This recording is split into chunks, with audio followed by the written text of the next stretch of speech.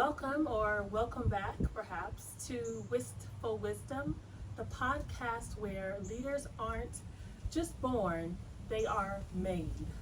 I am your host, Kimberly Minor.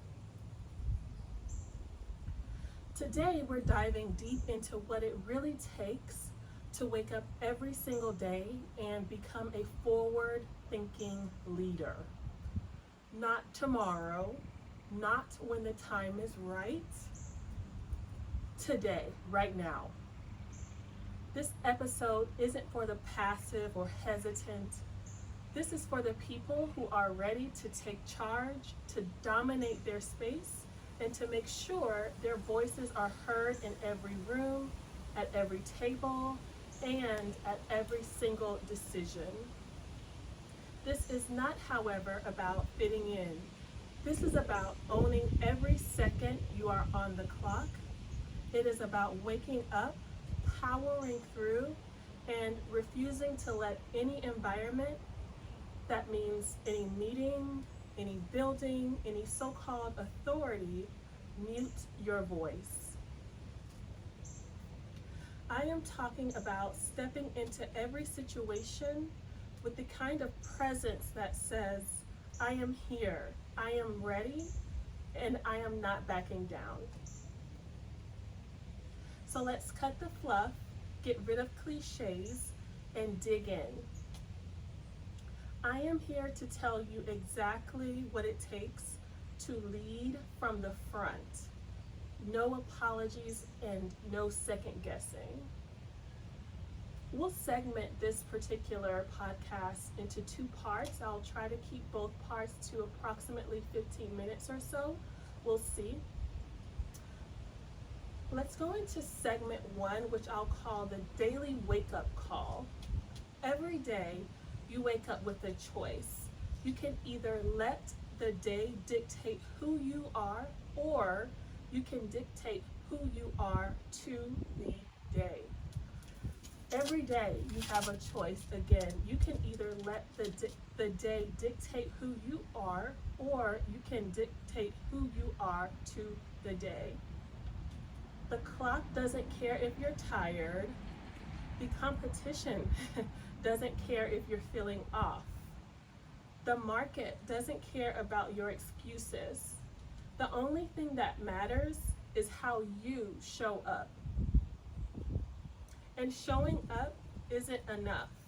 You need to step up with authority, clarity, and purpose. This isn't about routines and productivity hacks. That's basic. I am referring to the mindset that drives everything you do from the second your feet hit the floor. Your morning isn't a warm-up, it's a launch pad. High standards every day, no exceptions. You need to attack your mornings. This is not your time to scroll through your phone or ease into the day, with some exceptions, of course. This is your time to get ahead, to strategize, to mentally prepare for the day that's coming at you. And if you're not doing that, if you're letting the world wake you up instead of the other way around, then you're already behind. Make no mistake, leadership doesn't have an on or off button. You don't clock in and clock out of being a leader. It is a 24/7 job, and it starts before you even step into the office. So ask yourself this every morning.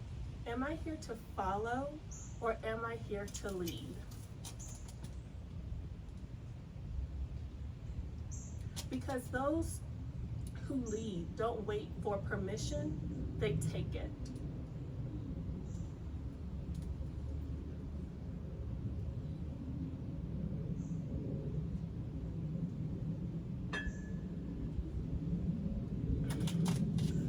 Segment two.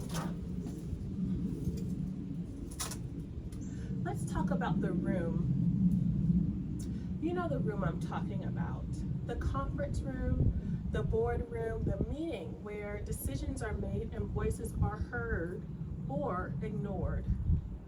Too many people walk into these spaces and They immediately shrink.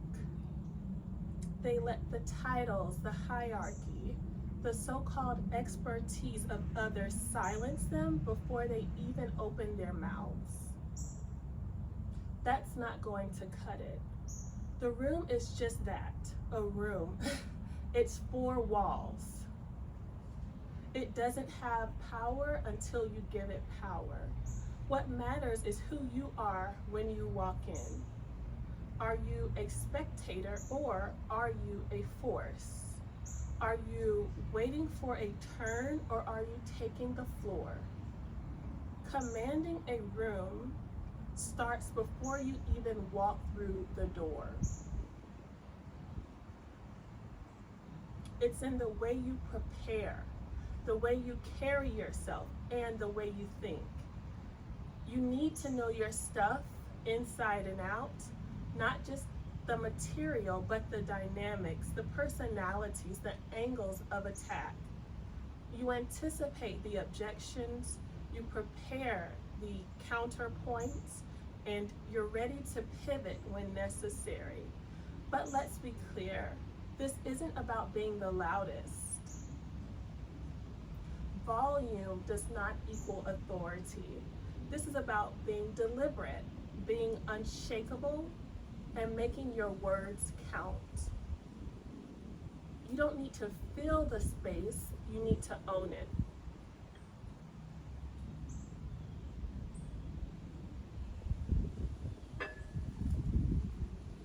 You need to be the person, when you speak, everyone stops to listen because they know it's going to matter. You need to be the person who, when you speak, everyone stops to listen because they know it's going to matter. And if that doesn't happen naturally, you make it happen. You cut through the noise with precision. You don't waste words, you speak with conviction because you've done the work and you've earned the right to be heard. This is not about arrogance, this is about presence. It's about making sure that no one leaves that room without knowing exactly what you stand for. We'll move into segment 3, which I'll call handling intimidation like a business problem.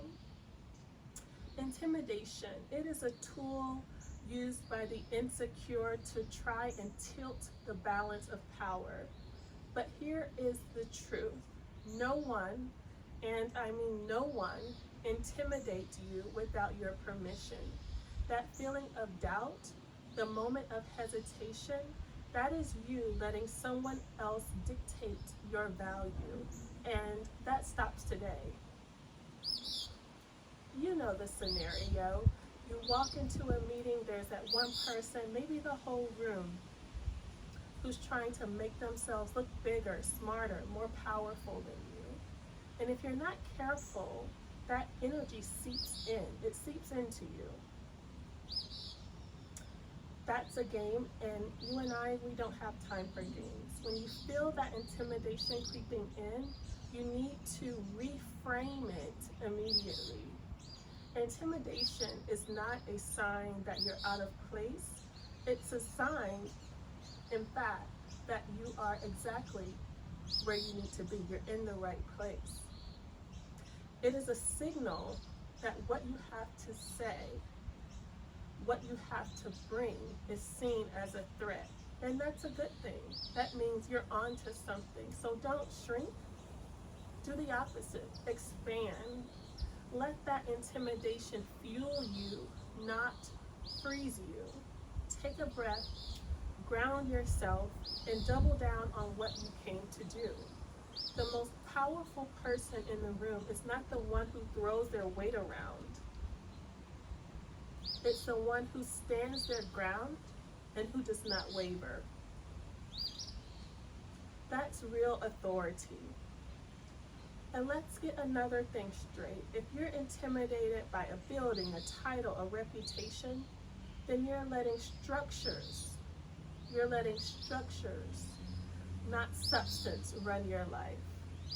But structures don't lead, leaders lead. And leaders don't back down from anyone or anything. You face it, you own it, and you move through it. That's how you turn intimidation into leverage.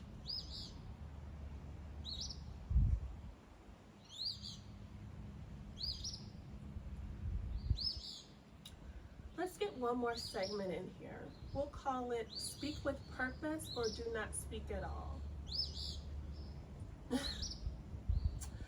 Not every voice in the room is worth listening to, but if you're going to articulate something, make it count.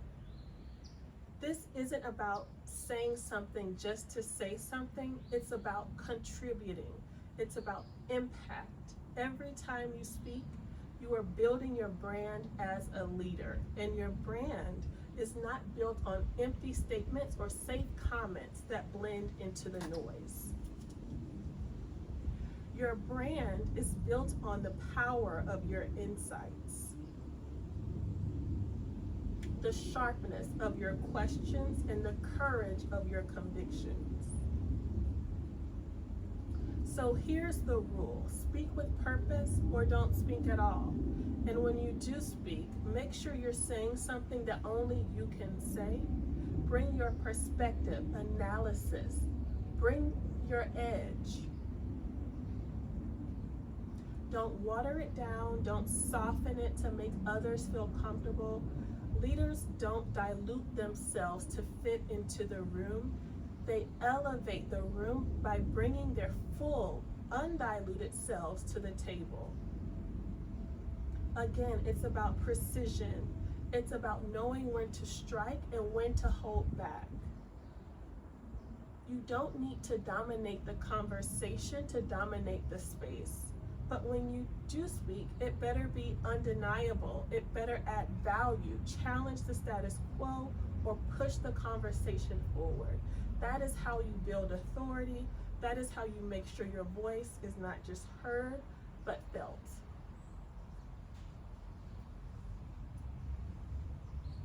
We'll take a break here.